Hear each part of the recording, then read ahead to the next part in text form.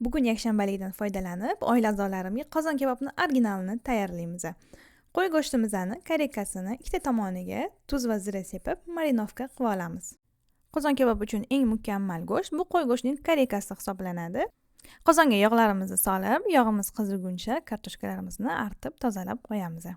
Parrak qilib to'g'ralgan dumbalarimizni qizib turgan yog'ga solib, qizartirib, jizza qilib olamiz. Jizzalarimizni ko'tarib olib, yaxshilab qizib turgan yog'imizda kartoshkalarni chiroyli qilib qizartirib olamiz. Ketidan go'shtlarimizni solib, chiroyli qilib qizartirib olamiz. Qozonga go'shtlarimizni terib olib, ustidan yarim kosa suv solib 2 soatga dimlab qo'yamiz. Keyin esa darrov salat tayyorlashga kirishdim. Qizarib pishgan pomidorlarimizni hamda bodinglarimizni to'g'rab olib, piyoz hamda vitaminlarga boy bo'lgan ko'katlarimizni to'g'rab, aralashtirib olib qo'ydim. 2 soatdan keyin go'shtlarimizni olamiz.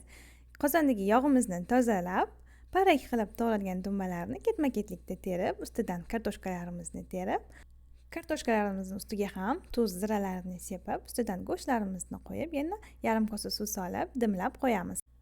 Go'shtlarimiz juda yumshoq bo'lib, hil-hil bo'lib pishadi. Kartoshkalarimiz esa ustilari qarsildoq bo'lib pishadi. Video yoqgan bo'lsa, like bosib, obuna bo'lishni unutmang.